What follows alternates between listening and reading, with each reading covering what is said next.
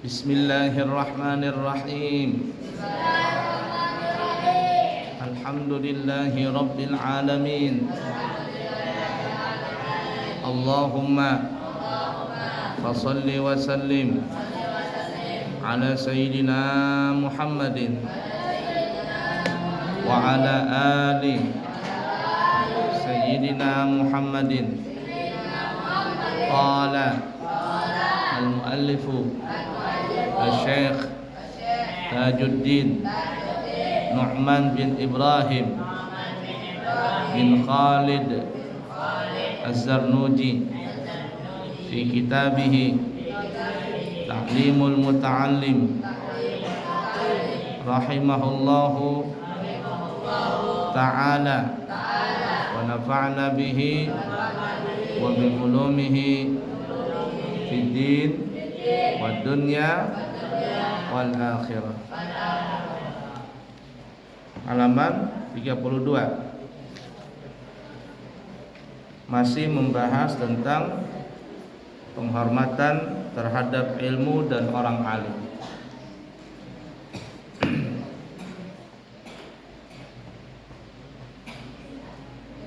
Faman ta'adza minhu ustaduhu yuhramu barakatal ilmi wa la yantafi'u bihi illa qalila. Innal muallima wat tabiba kilahuma la yansahani idza huma lam yukrama. Fasbir lidaika in jafauta tabibaha wa qana bijahlika in jafauta muallima. Oleh karena itu seorang santri tidak boleh menyakiti hati gurunya karena belajar dan ilmunya tidak akan diberikan berkah. Ingat kemarin kisahnya Imam Syekh Abdul Qadir Az-Zarnaji tidak menjenguk gurunya Syekh Al-Halwani. Gara-gara itu akhirnya kata Syekh Al-Halwani, kau tidak bisa disibukkan dengan ilmu. Umurmu panjang tapi tidak bisa terlalu sibuk dengan ilmu. Enggak boleh nyakiti seorang guru. Sungguh guru dan dokter, ikutin semuanya. Sungguh guru dan dokter. Siapa yang tukang catat tuh? Catat. Sungguh guru dan dokter, keduanya tidak akan menasehati kecuali bila dimuliakan. Ada orang sakit datang ke dokter, lalu orang yang sakit ini jelek-jelekin dokter. Kira-kira dokternya mau nggak beri nasihat? Mau nggak dokternya ngasih resep? Mau nggak kira-kira dokternya ngobatin? Nggak. Dokter. Sama juga guru, kalau ada seorang murid menghina gurunya, mencaci gurunya, maka gurunya tidak akan bakalan memberikan ujungan kepada anak itu. Kenapa? Karena itu tanda bahwa anak itu tertutup mata hatinya. Jadi kunci pertama untuk mendapatkan ilmu tadi yang diberkahi Allah adalah seorang murid tidak boleh, sama sekali tidak boleh menyakiti hati gurunya.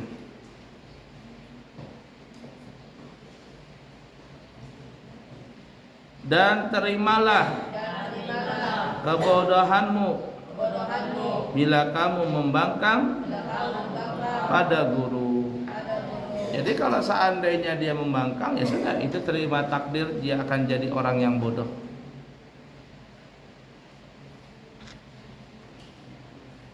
Itu luar biasa, orang belajar ilmu agama itu beda dengan orang belajar pelajaran yang umum. Karena berkah dari seorang guru itu luar biasa, terutama di dalam ilmu agama. Wa hukiya annal khalifata Haruna ar-Rasyida ba'atha ibnahu ila al-Asmu'i liyu'allimahu al-ilma wal adaba fara'ahu yawman yatawaddau wa yaghsilu rijlahu wa ibnul khalifati yasubbul ma'a ala rijlihi fa'ataba al khalifata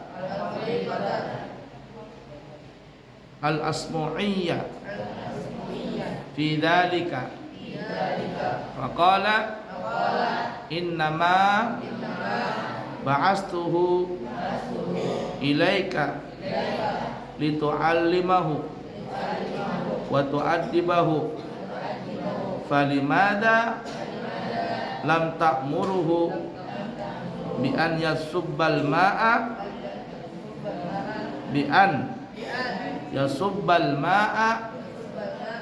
bi ihda yadayhi wa yaksila bil ukhra rijlaka.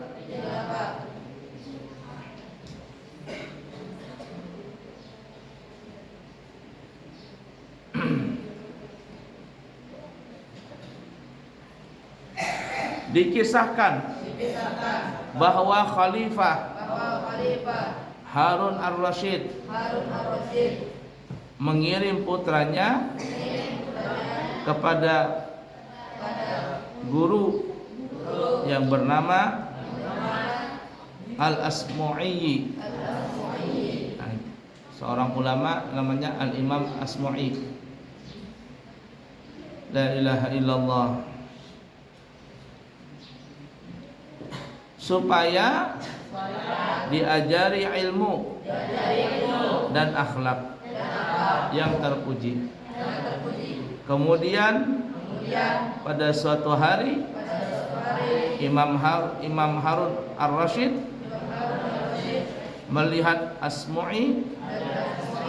melihat Al-Imam Asmu'i sedang berwudu, membasuh kakinya dengan air yang dituangkan oleh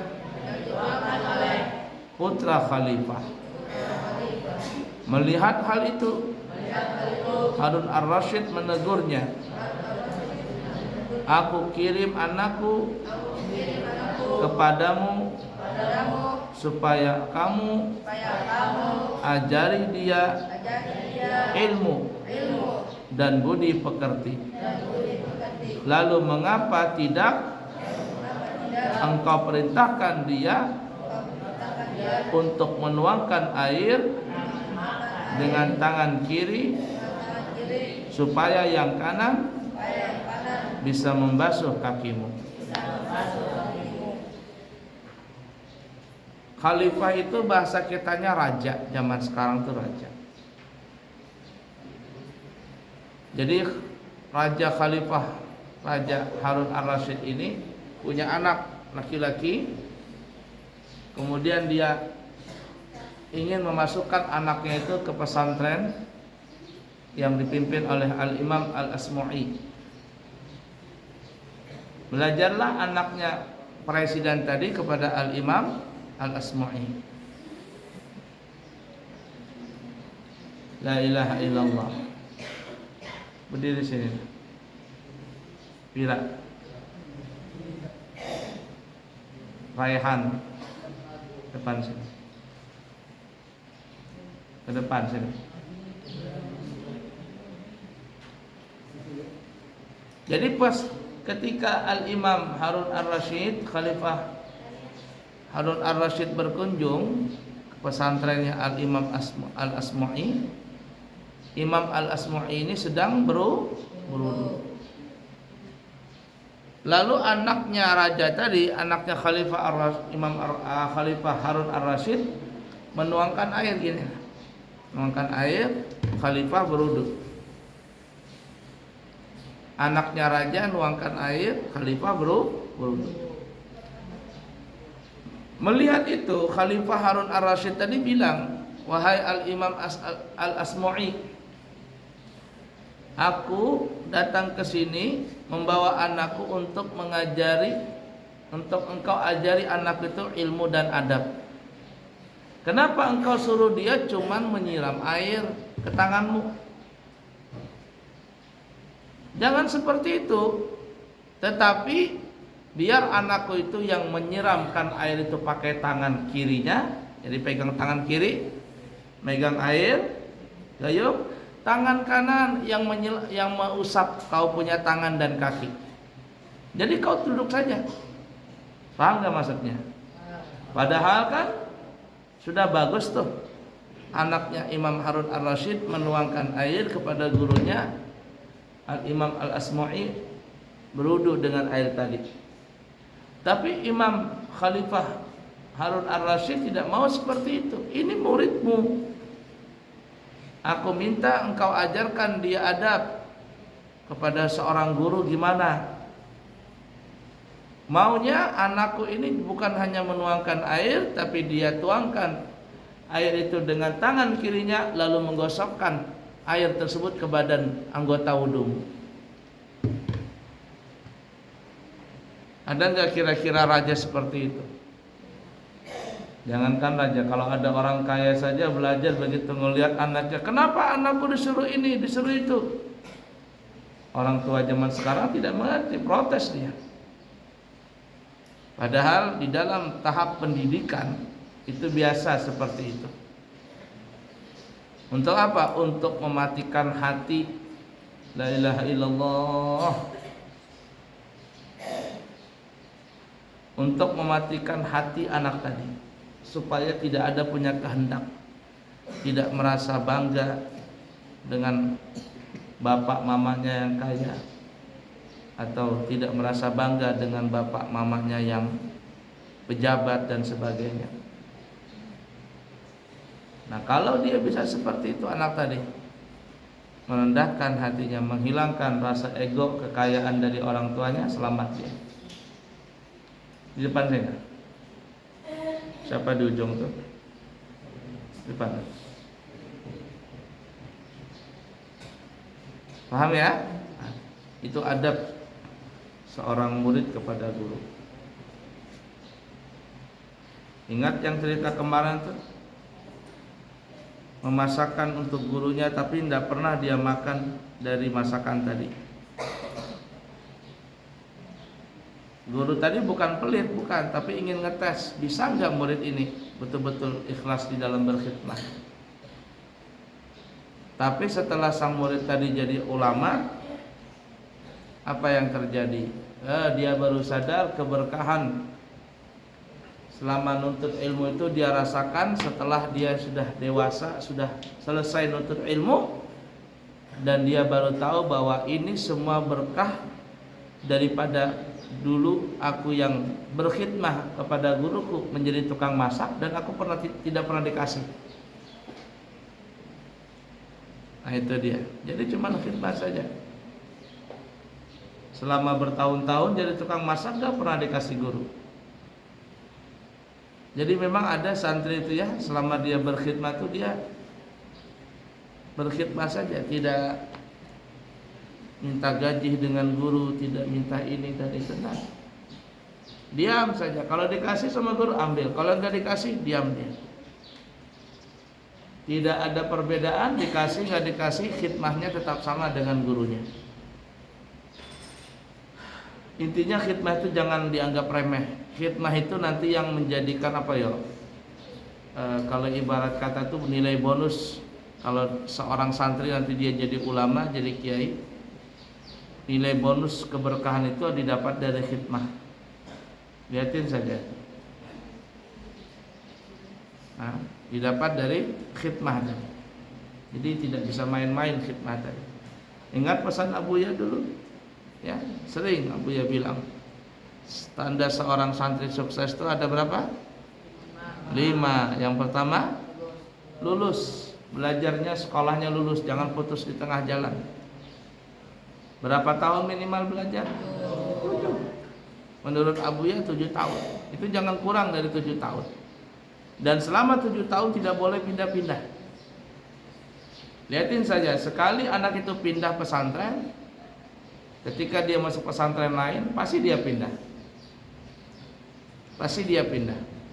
Dan itu sudah Abuya lihat pengalaman yang begitu banyak dari orang-orang yang belajar. Pindah pesantren ini, pindah pesantren sana, tidak ada yang cocok. Nah, itu. Jadi tidak boleh pindah-pindah. Minimal 7 tahun. Apalagi kalau seandainya lebih daripada itu dan dia tidak keluar dari pesantren itu kecuali dengan izin gurunya. Kata gurunya sudah cukup kamu belajar sini. Pindah ke lain lagi. Ketika gurunya sudah meridhakan santri tadi untuk pindah ke sekolah lain, di situ tuh. Berarti kalau guru tuh sudah memperhatikan murid luar biasa. Seorang murid mesti wajib di hatinya ada nama gurunya. Itu wajar seorang santri. Tapi kalau seorang santri itu namanya ada di hati gurunya, itu luar biasa. Kalau seorang guru sudah di dalam hatinya ada seorang santri, itu namanya santri itu ada dalam hati gurunya. Subhanallah. Anak itu sangat beruntung sekali. Dan itulah yang dicari oleh orang-orang yang menuntut ilmu. Dia kepingin bagaimana membahagiakan gurunya supaya di hatinya itu ada namanya dia. Supaya di hati gurunya itu ada namanya dia.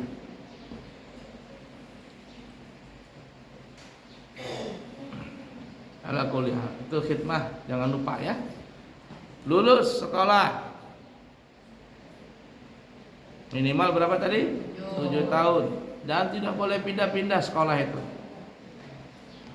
Kecuali gurunya yang suruh pindah. Baru dapat 2 tahun kata gurunya cukup kamu belajar sini, kamu sudah pintar. Kamu pindah lagi ke sana, belajar yang lebih tinggi lagi.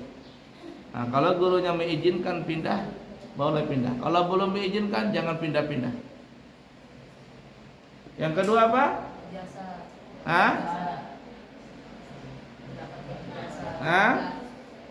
Yang pertama lulus sampai mendapatkan ijazah. Yang kedua, taati peraturan. Selama di pesantren jangan bikin kacau. Selama mondok jangan bikin kacau. Disuruh beli kitab, beli kitab. Suruh salat berjamaah, salat berjamaah. Suruh gotong royong, gotong royong. Jangan sedikit pun di dalam hati berkhianat dengan pesantren, apalagi dengan gurunya. Dengan pesantren maksudnya melanggar peraturan pesantren. Taati peraturan. Yang ketiga, hormati guru. Hormati guru. Nah, di sini yang penting di nomor 3 ini. Yang keempat, sabar dalam menuntut ilmu. Yang kelima, khidmah. Nah, khidmah ini yang bonusnya nanti. Barakah itu adalah didapat dari khidmah seorang murid kepada gurunya.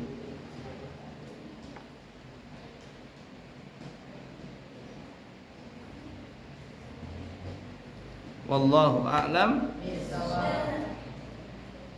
Ayat fikih. Bismillahirrahmanirrahim. Qala al-muallifu As-Sayyid Hasan bin Ahmad bin Muhammad Al-Kaf fi kitabihi At-Taqriratu as-sadidat hafazahullahu ta'ala wa nafa'na bihi wa bi'ulumihi fiddin wa dunya wal akhirah. Amin. Ujianmu sampai halaman berapa kemarin? 50? 57? 57. Baik, kita lanjutkan. Halaman 40, buka semuanya. Bagaimanakah contoh dua air yang sah digunakan bersuci jika sendiri-sendiri dan tidak sah jika dikumpulkan jadi satu. Unik nih, kalau dipisah airnya jadi air mutlak, tapi kalau dikumpulkan airnya menjadi air najis. Gimana contohnya? Lihat contohnya ya. Contohnya adalah ketika ada air berubah disebabkan di tempatnya atau di tempat airnya seperti lumut. Nah, ya, seperti lumut. Lalu dicampurkan ke air yang tidak mengalami perubahan, kemudian berubah sebab pencampuran ini hingga menghilangkan kemutlakan air, maka hukumnya tidak sah bersuci dengan air ini karena perubahan yang terjadi disebabkan oleh sesuatu yang mudah dihindari. Nomor 1 yang di bawah taklidnya. Hal ini menurut pendapat Ar-Ramli.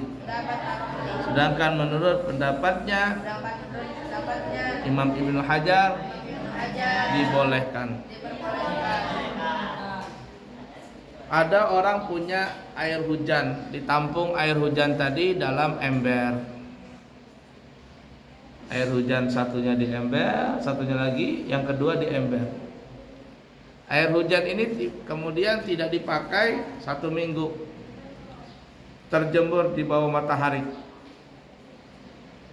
Kemudian ya, air yang ada lumutnya tadi, air yang berjemur di bawah matahari tadi tiba-tiba tumbuh lumut. Lumut. Akhirnya airnya berubah menjadi hijau. Boleh nggak air yang berlumut itu dipakai berwudu? Boleh. Kenapa boleh? Karena perubahannya dengan sendiri. Secara alami nggak apa-apa. Perubahannya secara alami itu kalau dipakai untuk berwudu, mandi wajib, mandi sunnah, istinja, menghilangkan najis, maka air itu disebut air mutlak. Karena perubahannya alami. Tetapi air yang berlumut tadi, yang tadi air hujan terjemur di matahari 1 minggu tiba-tiba tumbuh lumut, dimasukkan air berlumut ini ke dalam ember yang berisi air yang airnya bersih, airnya jernih. Dimasukkan air lumut tadi, trok begitu. Lalu air yang bersih tadi berubah menjadi hijau. Hijaunya dari mana? Dari air lumut. Nah, permasalahannya ketika air tadi dipisahkan, yang berlumut sendiri, yang tidak berlumut sendiri, boleh nggak dua-duanya dipakai? Boleh. Tapi ketika dengan sengaja air lumut tadi dimasukkan ke dalam ember yang bersih airnya, lalu berubah air yang bersih tadi dengan sebab lumut yang masuk, tapi dengan sengaja, apa hukum air yang berlumut ini? Air yang disengaja ini masukkan lumut, mutlak atau tidak? Tidak. Boleh dipakai berwudu atau tidak? Tidak. Kenapa tidak? Karena dia berubahnya dengan sengaja. Ini menurut pendapatnya Imam Ramli. Kenapa? Karena dia berubah dengan disengaja. La ilaha illallah, la ilaha illallah. Tapi pendapat Imam Ibnu Hajar nggak apa-apa. Kenapa nggak apa-apa? Karena lumut asalnya dari lumut, tumbuhnya dari air tadi adanya. Ya dia. Tapi pendapat Imam Romli mengatakan walaupun dia tumbuh dari air, tidak boleh dimasukkan ke dalam air bersih. Itu sama dengan teh. Sama dengan teh nih. Air putih. Boleh nggak air putih ini air putih dalam botol? Ini boleh nggak dipakai berwudu? Boleh. Lalu dimasukin teh. Berubahlah dia menjadi merah. Ada teh warna merah, ada teh warna kuning, ada teh warna hijau. Warna hitam juga ada. Kalau ketuaan jadi hitam. La ilaha illallah. Nah kalau teh ini sudah berubah, ini sepakat Imam Romli, Imam Ibnu Hajar dan ulama yang lainnya bahwa air ini tidak boleh dipakai berwudu isinya dan sebagainya. Kenapa? Karena dimasukkan dengan sengaja dan teh ini bukan berasal dari air. Dia bukan dari air, dia dari daun pohon. Nah beda dengan lumut. Kalau lumut itu dia tumbuhnya dari air. Nah disinilah ada beda pendapat.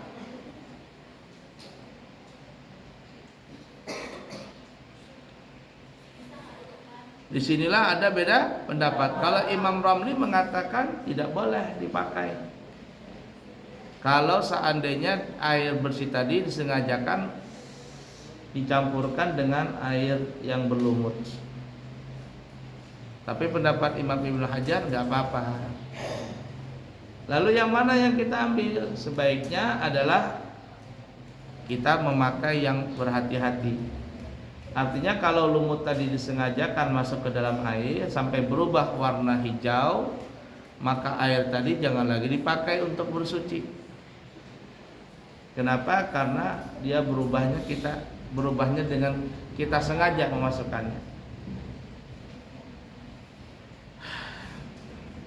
Tapi kalau dia tumbuhnya lumut tadi dengan sendiri sampai air tadi berwarna hijau, nggak apa-apa, nggak apa-apa dipakai. Ya intinya kalau lumut ini ada beda pendapat. Imam Mamri mengatakan tidak boleh dipakai lagi kalau disengaja masukkan lumut ke dalam air.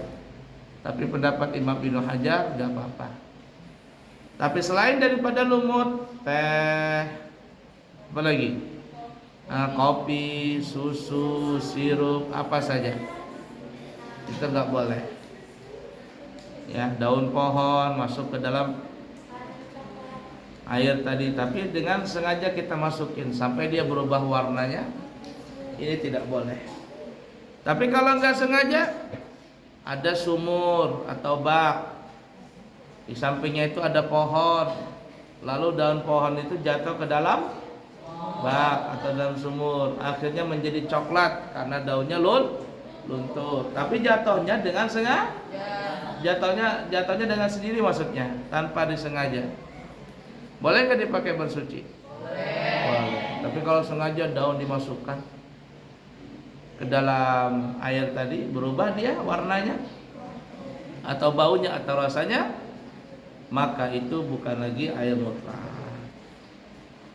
Udah dipaham kira-kira? Nah, seperti itu. Wallahu a'lam bishawab. Insyaallah kita sambung lagi nanti.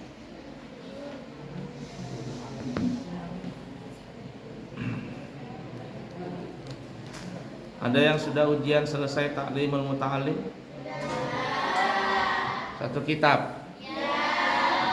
Paham nggak?